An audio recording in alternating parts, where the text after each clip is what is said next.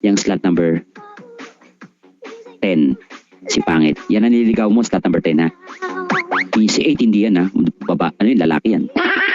Wag yan ha. Okay. Ano ang kaya mong gawin para mapasaya siya? Yan o. Nire-refer natin si pangit. Okay na, Utol Pancha? Si Pangit ba? Si Miss Pangit. Oo, si pangit. Yes, tama. Tama pagkatinig mo. Tama, nadinig mo. Ano ang kaya mong gawin para mapasaya si pangit? Slot number 10. Okay, Tol? Sa mga supporters ulit ni Utol Pancha, punta na po sa waiting list ha.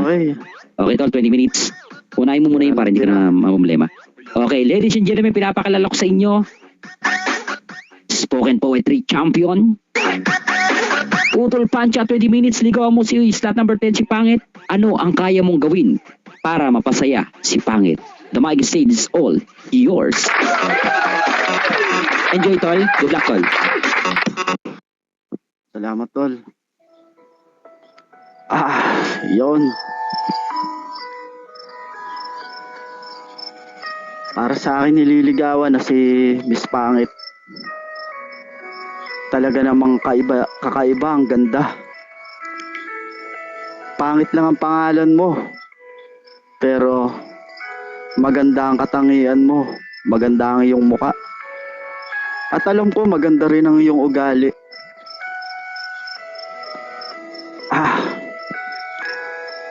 At ang katanungan niya pala, ano ang kailangan kong gawin para mapasaya si Miss Pangit?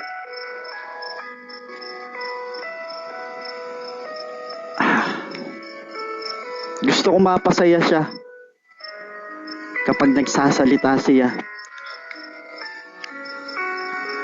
Ay umaayon ako, napakinggan ko siya.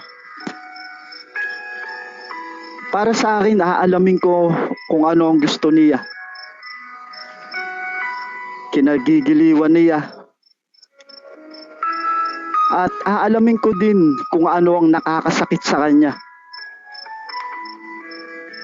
At ipaparamdam ko sa kanya na mahalaga siya.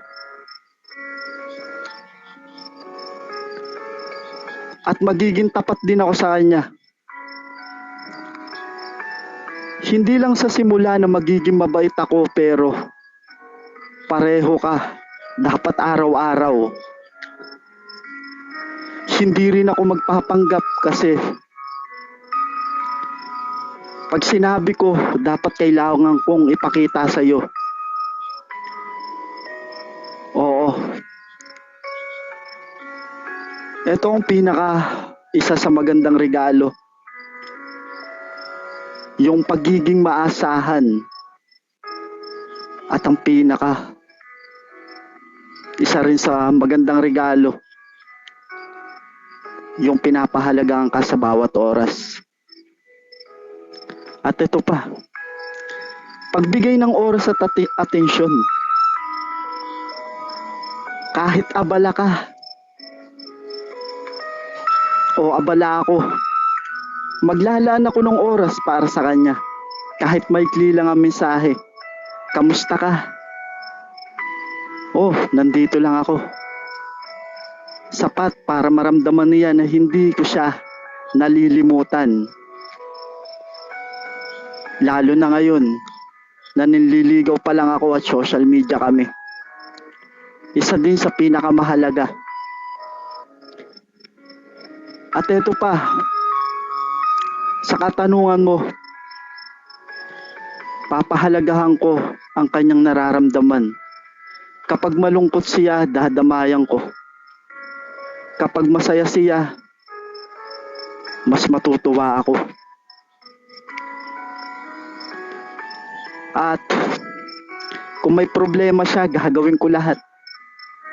Magpapangiti ako sa kanya kahit anong mangyari.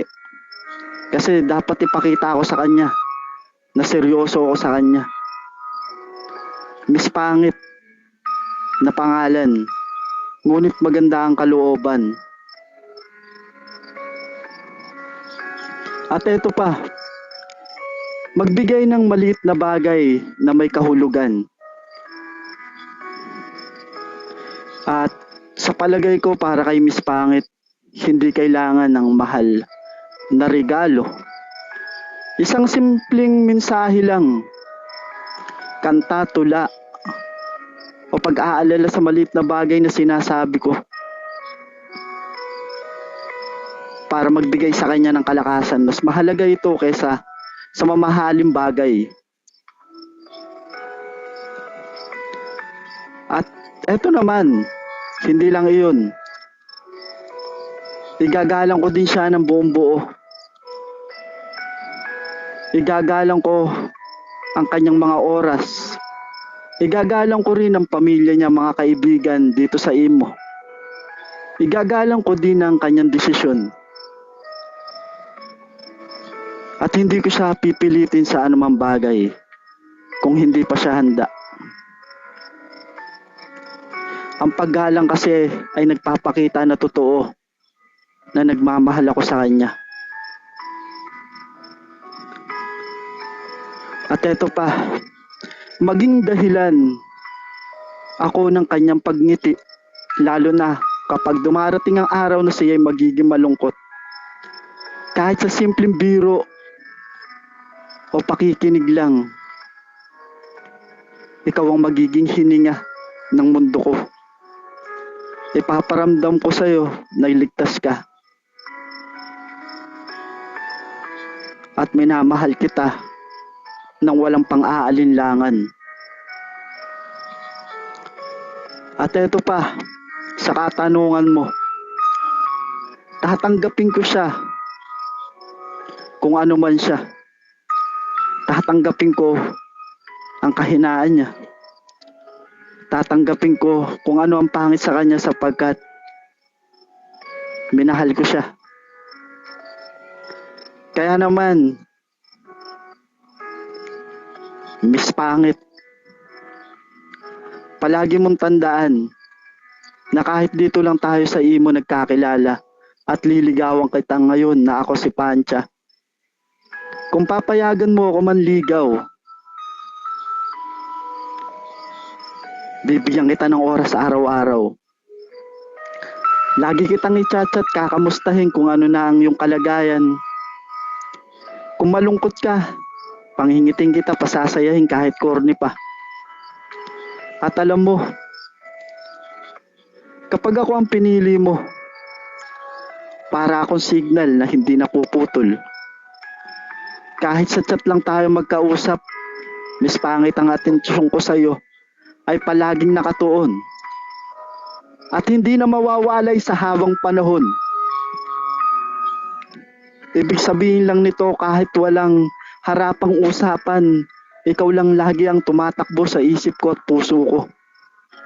Kahit saan mang dahilan ng paghihirap na ating pagdadaanan, kahit gaano pa kalayo ang ating pagitan, hindi hihina ang koneksyon ng puso ko sa'yo. Kahit magkalayo tayong dalawa, hindi ka mawawala sa aking puso't isipan. Kahit social media lang tayo.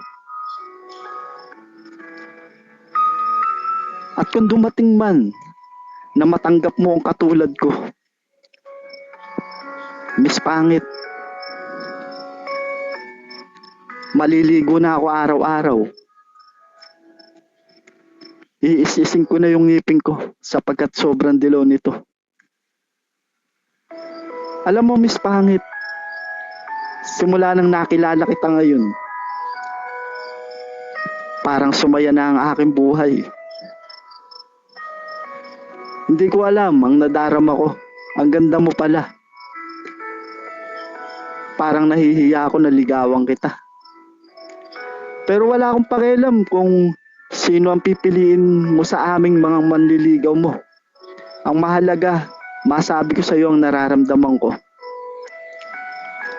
Pero kapag ako pinili mo at papayagan mo ako na manligaw sa puso mo, Miss Pangit, ikaw lang ang liligawan ko dito sa Imo, wala nang iba. Hindi naman ako tutulad sa iba na may nililigawan dito na 2, 3. Hindi ganun. Kapag pinayagan mo ako manligaw, ikaw lang ang mamahalin ko. Ikaw lang mag-isa. At kung sakaling matanggap mo ang katulad ko, hindi lang ikaw ang mamahalin ko. Mamahalin ko rin ang pamilya mo dito sa imo, mga kaibigan mo. At sa totoong buhay na mga kadugo mo, mamahalin ko sila. Paglilingkuran ko sila. Pupunta ako sa bahay mo na may dalang bulaklak. Ipapakita ko sa iyo na seryoso ko hanggang wakas. Kahit matagal mo pa akong sagutin, lahat gagawin. Miss Pangit, kapag ang tao seryoso, hindi dapat minamadali ang katulad mo. Okay lang kahit kilalanin mo muna ang sarili ko. Kilalanin mo muna kung ano ang pagkatao ko. Kung matatanggap mo ba ang katulad ko. At maghihintay ako kahit mahaba pa ang panahon. Kasi doon mo makikita na seryoso ang isang tao kapag minahal mo siya ng lubusan. Na kahit hindi pa kayo, ay umaalagwa na ang pag-ibig mo sa kanya. At hindi lang sa pagmamahal ko sa iyo, kundi sa paggalang na rin sa iyong pamilya. Sapagkat kung minahal kita, kailangan din na umikot ang pagmamahal ko sa kanila. Alam mo, Miss Pangit, pag naging tayo, para akong magiging libag sa iyong kilikili. Nakakapit na. Hindi na matanggal. Ba't nga pala ako tumawa? Hindi, totoo yun. Totoo yun. Miss Pangit, kapag ako pinili mo, para akong litrato na nakatago sa iyong cellphone, sa iyong gallery. Kahit hindi mo ko nahahawakan, nandiyan pa rin ako sa isipan mo at lagi nandiyan para sa iyo. Ibig sabihin lang nito, Miss Pangit, totoo ang nararamdaman ko kahit hindi pa tayo nagkikita ng harapan. Higit pa sa anumang larawan. Ang pag-ibig ko sa iyo hindi lamang salita o nakikita sa screen. Nakaugnay ito sa malalim na puso ko. Hinding-hindi mabubura at laging handang maghintay sa araw ng wakas. At darating din ang araw na hindi na litrato lang ang tinitingnan na simbolo sa ating dalawa, kundi tunay na pagkatao na handang mahalin natin ang isa't isa. Alam mo, Miss Pangit, kapag may problema ka, parang yung pangalan mong Pangit, tinanggalan ko ng T. Kasi, pangingi, tiang kita. Pangingitiin kita yun. Okay. Pangingitiin kita araw-araw. At hindi ako sa'yo lilisan, ano man ang mangyari. Siraan man tayo ditong dalawa, sakaling nanliligaw ako sa'yo. Hindi ako paggagapi, hindi ako maluluntoy. Araw-araw pa rin kitang mamahalin at hindi ako magbabago. Miss Pangit, alam mo rin ba na kapag ako ang pinili mo, para akong baterya na laging puno ng lakas.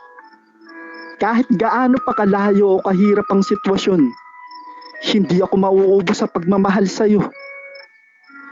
Ibig sabihin, Miss Pangit, hindi ako bibitaw at laging may lakas para ipaglabang ka sa anumang pagsubok.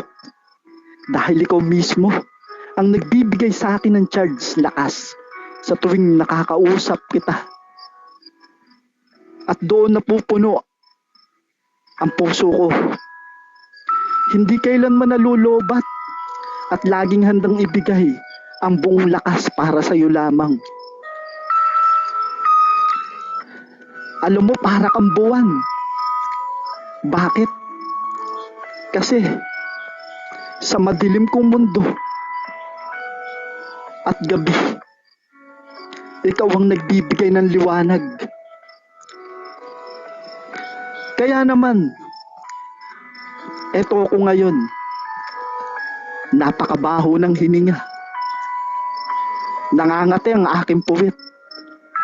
At talaga namang hindi ako naliligo. Pero dahil nakilala na kita, Miss Pangit, parang gusto ko nang ayusin ang aking sarili para magustuhan mo. At gusto ko nang baguhin ang aking sarili para hindi na nakakahiya. Kasi seryoso ako sa'yo. Alam mo ba, Miss Pangit, para akong tulay na nagduduktong sa atin. Kahit magkahiwalay man tayo ng lugar, ang pag-ibig ko sa iyo ay mananatiling nakadikit pa rin sa ating dalawa. Ibig sabihin lang nito, hindi hadlang ang distansya kung totoong nararamdaman natin sa isa't isa, kahit gaano pa kalawak ang dagat o kalawakan sa layo ng pagitan natin. Hindi ito masisira o maguguho dahil bawat salita, bawat pangako at bawat pag-iisip ko sa iyo ay nagsisilbing matibay na haligi nito hanggang sa dumating ang araw na hindi na tulay ang nag-uugnay sa atin, kundi pagyakap nating dalawa ng harapan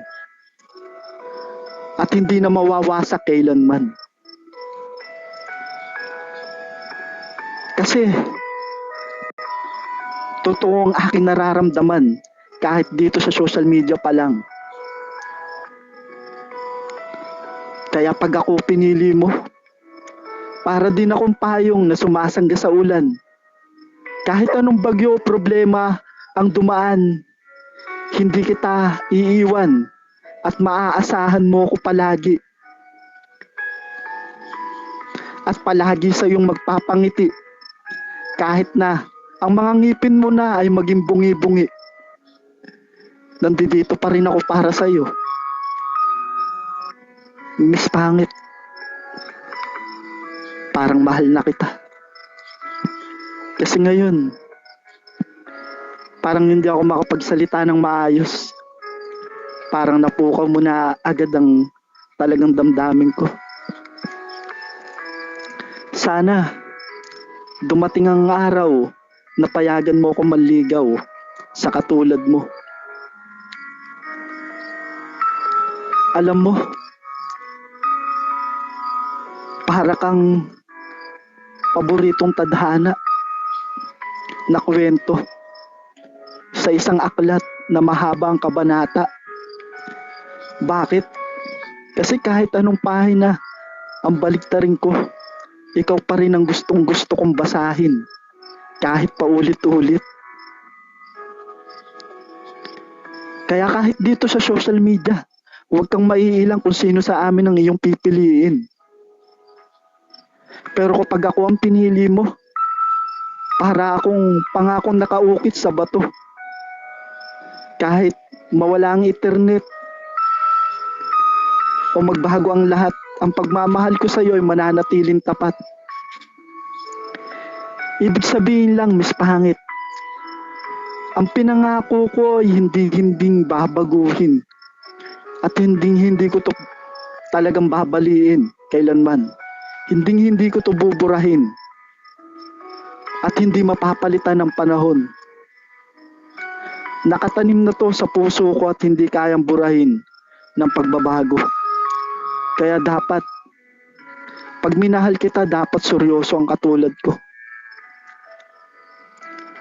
Alam mo, pag ako nakasama mo, lagi kong taas no Lagi akong taas no kasi ako'y kalbo. Hindi, joke lang. Lagi akong taas no sa buhay. Kasi lalakasan ko ang loob para sa'yo. Kaya Miss Pangit,